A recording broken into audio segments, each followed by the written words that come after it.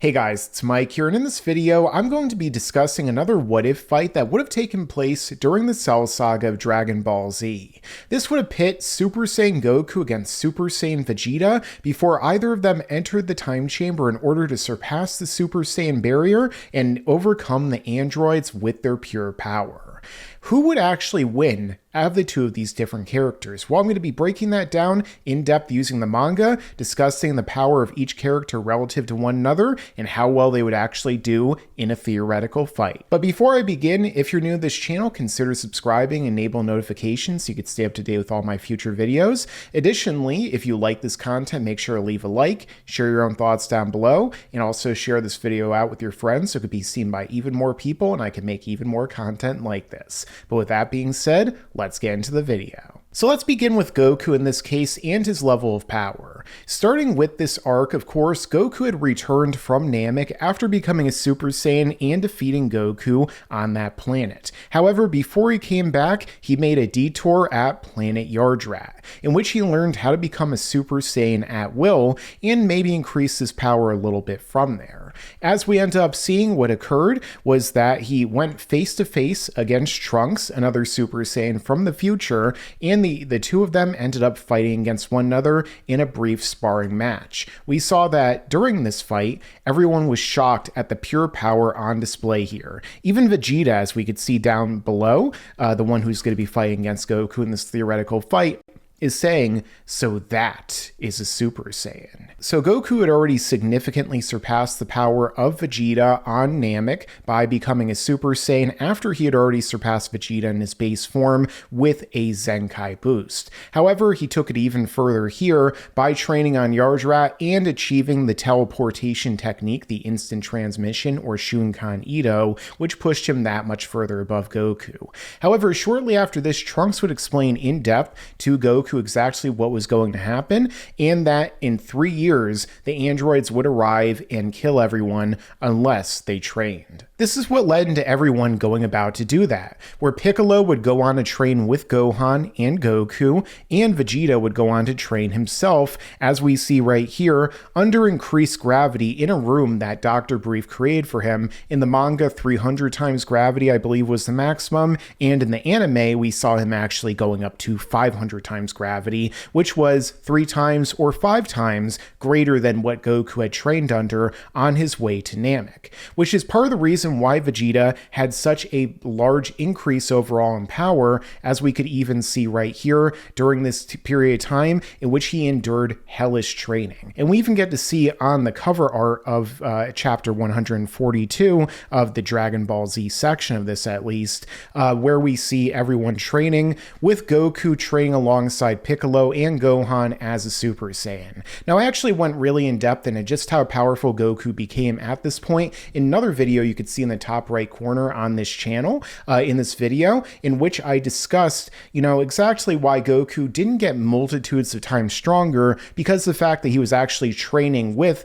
Gohan and Piccolo, who were significantly weaker. Piccolo scaled up significantly to where he was almost Super Saiyan level. However, Goku did not increase his power many-fold by this point. Vegeta, on the other hand, did, because he was trying to not only surpass Goku, but additionally, he was also training under that incredibly high gravity, as I was just showing before, but I'll get into that very soon. Because after the 3 years of training, we get to see Goku's power on display when he transforms into a Super Saiyan against androids 20 and 19, with 20 of course being Dr. Gero, who was the initial main villain of the arc, along with android 19, before all the changes that were made.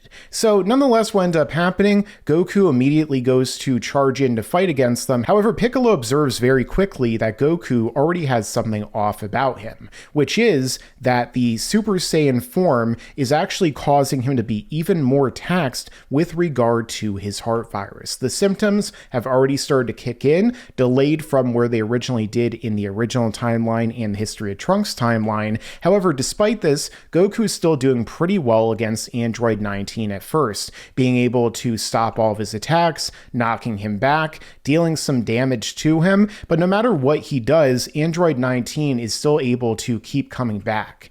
Tien says right here that, astounding, what power, I never knew what being a Super Saiyan meant. It's as if he's in a different dimension from us. Too different. Piccolo says it may be, but Piccolo can already tell that Goku isn't really anywhere near his full power, because after all, Piccolo did train with Goku for 3 years and saw him as a Super Saiyan during these sparring sessions, as you could see right here, so he has a much better insight into Goku's level of power than anyone else does with his level of power here after those 3 years of training. Same thing with Gohan, which is why when he shows up and is observing the fight, Piccolo says, "Have you noticed too, Gohan?" "Oh yeah," says Gohan. "Son Goku is rushing the battle for some reason. He's already giving all he's got. But look how weak he is." Tien says, "Weak? Did you say weak? What are you talking about? Goku's overwhelming the android." Piccolo says, "This is nothing. His power as a Super Saiyan should be far more staggering than this." And this is what leads to Goku firing a Kamehameha at Android 19 in order to try and take him out, but this was a mistake because 19 absorbs his power and only increases his power forward. Because the fact that actually this is going to play a major part in the fact that when he fights Vegeta, he's actually powered up significantly from where he was when he initially was fighting Goku. The two of them only continue to fight from here as Goku is, only taking more damage. The heart virus is doing more damage to him, as well as Android 19, who had just powered up. He knocks him down, and eventually the heart virus takes its toll to the point to where Goku, even with a Sensu Bean, cannot overcome the damage that 19 is putting out. He gets knocked to the ground. 19 takes him down and starts absorbing all of his energy in his base form, which is when Vegeta eventually intervenes by kicking 19 out of the way, which leads into their fight. And before that, Vegeta even says right here, "I saw everything. You noticed the anomaly in your body, but you turned into a Super Saiyan anyway. You fool. You knew it would only put more strain on your heart." This is what leads to him going face to face against 19, ready for their fight. And as Dr. Gero says right here, "You're so greedy. You've already multiplied your power by absorbing the energy of Son Goku. Well, go ahead, but I'll take the other 4. So Android 19 is now stronger than he was when he was initially fighting Goku, and yet this doesn't mean anything to Vegeta because he becomes a Super Saiyan himself. And everyone here is shocked at the power of Vegeta on display, as well as the fact that he can achieve this form. He explains here exactly how he did that, where he says, "He desired nothing but to be stronger, and endured a training from hell. Then he ran into his wall, his own limits. In the rage he felt toward himself, he awoke into a Super Saiyan. He overflowed with joy. He had finally surpassed Kakarot. I could be the true Saiyan Messiah," he said. And this is the first of a number of different statements that are made with regard to Vegeta actually being more powerful at this point than Goku was as a Super Saiyan. We see him going against a stronger 19. He takes a shot head on from 19, and it does really nothing other than kind of bloody his lip. He proceeds to punch him, kick him, and deal significant damage to him, eventually allowing 19 to actually grab him so he could see first and foremost exactly what happens in terms of him absorbing his power, and then he actually rips his hands off and finally uses a technique right on him, which is a new one he's debuting right here, which is Super Vegeta's Big Bang Attack. Fires it and obliterates number 19 right here. After this fight, Dr. Gero escapes, Future Trunks shows up, and he says that they should wait for Goku to get better before they go and search out Dr. Gero, because the fact that they could be overwhelmed and defeated by the androids when he wakes them up. Of course, Vegeta talks more about his motivation here, that it's not the androids he hates the most, it's Kakarot, and that he plans to kill him at last, which could lead into their fight eventually, with Vegeta's motivation being more about wanting to kill, whereas Goku no doubt probably wouldn't want to kill Vegeta if they fought, more just to test himself and to enjoy the battle, kind of like what happened in the Saiyan saga where he wanted to spare Vegeta's life. After Vegeta shows some tough love to his son to say the least, he flies off and he says once again, "Forget Kakarot, I'm a Super Saiyan now too, and since I'm also a prince, I should be considerably more powerful." This is a little bit of an ambiguous statement because he says he should be considerably more powerful, but when we actually get into the fight with him and Android 18, we do get some more concrete statements. Not only does Vegeta actually do significantly better against Android 18, with both them first holding back and then eventually them actually trying a lot more at this point, but eventually Android 18, after taking some damage, eventually asks Vegeta, is Son Goku even stronger than you? At which point he says, of course not. He slipped ahead of me for a while, but now I'm back where I belong. However, at this point, Android 18 says, well, then I don't have to worry too much. They begin to fight more. Android 18 wears Vegeta down, starts to get the better of him, and eventually breaks his left arm, which is usually the left arm that gets broken on Vegeta first, but she does go on to break the next one after she proceeds to beat down Trunks and the other androids, kind of get the revenge, retroactively, I guess you could say, on the others, beating them all down too. She takes out Vegeta and puts him on the ground, eventually breaking his other arm, causing him to pass unconscious, and then in turn, the fight is over. So after this, Vegeta's healed with the Senzu beans, and you can make an argument that perhaps he actually got a Zenkai boost from this fight. However, the thing is, at this point in the series, up until Cell comes back from self-destruction, Zenkai boosts are never really mentioned again. And you can argue that maybe the Saiyans don't really get them anymore after they achieve their Super Saiyan forms, or Toriyama kind of just did away with the concept out of universe after the Namek saga. Also, you could argue the fact that perhaps the Zenkais became so insignificant at this point that they didn't really play a part anymore. I talked in depth about how Zenkais work in a video in the top right corner, but you could also make an argument too on top of all that maybe because the fact that the Saiyans are not able to sense the androids, their bodies can't properly get Zenkais against them, which means that in turn, they're not able to actually do anything when it comes to getting Zenkais, which could also explain why future Gohan was not able to ever power up beyond the power of the androids after all the battles he did against them, and then in turn was killed by them, and in the manga version couldn't even catch up to like 50% of Android 17. Now at this point, after he flies away, everyone is talking about the power of Vegeta on display here and saying how at this point that Trunks and everyone who was a Super Saiyan were felled by one blow against the androids and really ultimately made zero difference against them. At this point, Tien says this is the being who killed Frieza, and even he was powerless against the androids. We gotta face facts. Goku is powerful, but he's not so different from Trunks and Vegeta. We can't win, not even with Goku. So at this point, you could argue that Trunks, Goku, and Vegeta are relative to one another in terms of like a similar kind of tier to one another. No one is really vastly more powerful than the other. However, there was a prior statement, which you could see right here, after Dr. Gero fled away from Vegeta, after he had goaded him into thinking that he didn't have any more power left, and oh, maybe you should attack me, you'll definitely be able to win. Dr. Gero kind of took the reverse psychology, ran away. Vegeta actually would have lost if Dr. Gero attacked him, and thus in turn takes a Senzu bean and goes after him. At this point, Piccolo says he really did lose most of his power, just to confirm that the androids drained chi from their palms. If number 20 had stood his ground, he'd have easily beaten Vegeta. It was a beautiful bluff. He truly is a great warrior. He might have surpassed even Goku. At which point everyone is surprised by what Piccolo is saying. Now, in terms of discussing the overall power of them, Tien isn't as credible here as the statement by Piccolo because, as I just showed before, Piccolo did train side by side along with Gohan against Goku as a Super Saiyan. He knew better than anyone other than Gohan the full capabilities of Super Saiyan Goku, even though despite the fact that he was training with them, he likely never went all out against them due to the fact that obviously he would probably kill both of them with ease if he did that. But nonetheless, Piccolo still has a much better insight in all of this than Tien would have. Either way,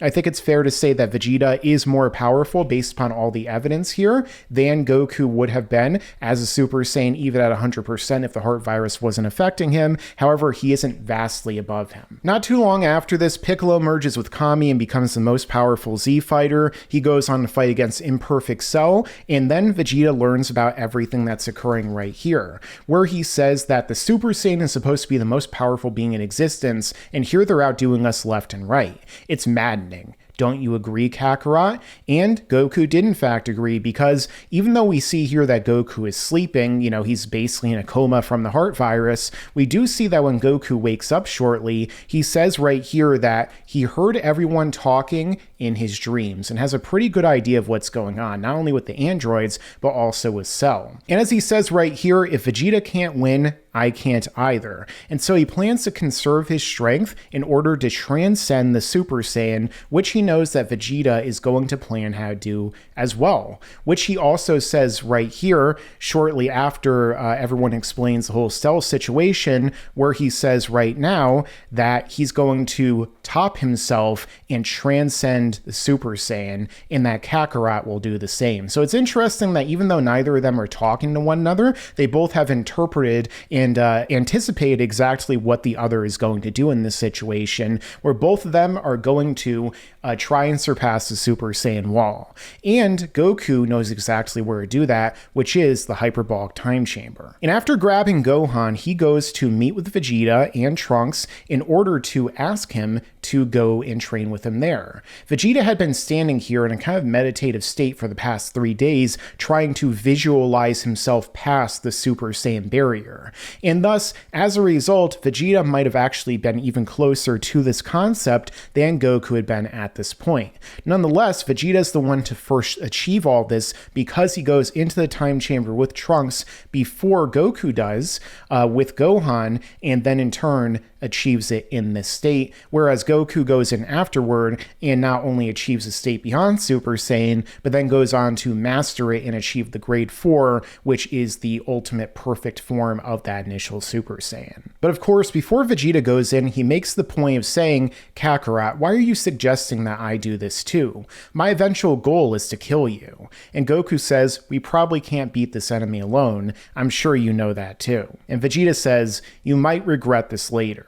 But what exactly would happen if right before they went into the time chamber, these two fighters were to combat one another? Well, when it comes time to their power, as I just discussed before, and I broke down even more in depth in those videos I mentioned earlier, Vegeta's power has been stated and shown to be more powerful than Goku's. And if Vegeta did in fact get a Zenkai boost, it's a very strong possibility that he only separated the gap even further between he and Goku. Vegeta was more powerful than Goku this entire arc after his training in the 3-year time skip than up until the point when Goku and Gohan exited the time chamber. So in terms of pure power, he would have the advantage. Additionally, if we look at the historical record, not only of the fight before this, but also after this arc, we see that there is a slant in the favor of Vegeta, because in every single fight, Goku actually did not win. Whether it be in the fight in the Saiyan Saga, where Goku was not only at a power disadvantage to Vegeta, where Vegeta's base power was 18,000 and Goku's was 8, and Goku needed to use the Kaioken, which was literally destroying his body just to be able to match up to Vegeta with his most powerful technique at the time, as we could see right here. But additionally, not just that, in the Buu Saga, after the Majin boost, Goku and Vegeta were even, and Vegeta was still able to ultimately come out on top because he exploited a weakness in Goku, which is his being very naive and thinking that Vegeta would actually be able to team up with him at this point to fight against Buu, rather than taking advantage of him having his guard down, knocking him out, and then in turn taking the Senzu Bean for himself and wanting to fight against Buu himself. So even though a lot of people might not want to count this as a victory for Vegeta, the fact of the matter is that Vegeta, with his character, isn't exactly someone who wouldn't take an easy way out, I guess you could say, in terms of playing a mind game, creating an opening in Goku, and then in turn defeating him that way. But at the same time, for Vegeta's pure pride, he probably would want to at the very least win through his pure strength and technique instead of having to resort to this. But definitely keep this in mind when it comes down to things. So Goku and Vegeta have different techniques that would match up to one another, whether it be the Kamehameha or the Gallic Gun, Kamehameha versus the Big Bang attack. It doesn't seem like at this point Vegeta necessarily would have had the final flash. He probably create that technique when he was inside of the time chamber rather than having it right here when he was already fighting against Android 19 and then, the very short amount of time after the time when he fought against Android 18. However, Goku does in fact have another special ability under his cap that Vegeta does not have that could also play a massive role in deciding the battle, which is something that he would later go on to use against Cell during their fight, which is that when he flew up into the air, charging up his full power Kamehameha, he went to use it against Cell. At first, everyone thought that Goku was going to destroy the Earth. However, Goku used the instant transmission and then used the warp Kamehameha, firing his full power Kamehameha right at Cell's top of half of his body, vaporizing it, and then in turn winning the fight right there. So Goku has also used this in a filler fight before when he fought against Pica in the Other World Tournament, and considering the fact that Goku learned the instant transmission on Yardrat, it's certainly possible that Goku would be able to utilize this technique against Vegeta, if not highly probable, because the fact that why wouldn't he if he was certainly at a power disadvantage, kind of like he was with Cell here. And if he really wanted to, he could have just used this ability against Vegeta. Maybe what could have happened is we could have actually seen a very similar situation to what played out here in the Saiyan Saga, where Vegeta maybe was the one standing on the ground, readying himself to fire his Gallic gun. Goku is the one in the air who is readying himself to fire his Kamehameha. Vegeta fires his Gallic gun from the ground up. Goku simply teleports away, out of the way of the blast, as we could see right here, just like this, then fires his Kamehameha right at Vegeta and takes him out in one shot just like that. Because the fact of the matter is, if Vegeta was caught off guard with that shot, all of his energy is being directed outward in a blast, he's not going to really be able to defend himself, right? And thus, in turn, Goku could just take him out right then and there, even if Vegeta is a little bit more powerful than him. And it's possible that the blast could even kill him. Obviously, Vegeta is a very durable character, but so too is Cell, who is a lot more powerful than Goku, even though he was significantly holding himself back to have a fun fight against Goku. So in turn, maybe Vegeta would end up just like Cell here, where the top half of his head were to get blown off. And of course, what would end up happening is that Vegeta would not be able to jump up like a horror movie villain like this and be able to survive that. So that's definitely one way that Goku would be able to win this fight. Another thing to keep in mind is that there is a very small chance that Goku might have actually gotten a Zenkai boost from the heart virus before he went into the time chamber. However, again, this was a natural situation, so it's a very strong chance that this would not have given him a Zenkai boost. After all, what would he really even level up to, using the Zenkai theory I talked about before? And not just that, but Goku didn't exactly go into a healing chamber or take a sensu bean or something like that to heal himself. Rather, he laid in his bed, drank some medication, and then he was good to go after a little bit of rest. So I don't know if Goku really would have gotten a Zenkai from this. It doesn't seem very likely, nor does it necessarily seem the most likely that Vegeta got a Zenkai boost from his fight against Android 18, because again, it's never mentioned that he's stronger, and everyone speculates about Vegeta's power after he flies away, and basically says that, it doesn't seem like there's really anyone mentioning or taking note of the fact that he's stronger than before. So overall, in terms of who would actually win the fight between Super Saiyan Goku and Super Saiyan Vegeta before they entered the hyperbolic time chamber, it definitely is one that can seemingly go either way. On one end, Vegeta is more powerful than Goku, as I've discussed in depth in other videos and in this one, and of course has certain techniques on his side that might be able to, overpower Goku, and for him to be able to take some of Goku's hits even better than Goku would be able to take his. On the other hand, Goku does have a very OP technique, which is the Warp Kamehameha, which he could definitely use against Vegeta, because Vegeta no doubt wouldn't be able to interpret or anticipate that Goku would be using that, and in turn would be able to hit Vegeta with it and maybe secure the victory right then and there. So it could really go either way, but overall I feel like in terms of if I were to do it out of 10, I think that Vegeta would take it at least 6 times out of 10. But let me know your own thoughts down below in the comments. What do you guys think? If you're new here, consider subscribing and enable notifications so you could stay tuned to all my videos to come in the future. Additionally, make sure to leave a like, share this video out, and stick around, because there's a lot more to come in the future. Yeah, and you better subscribe.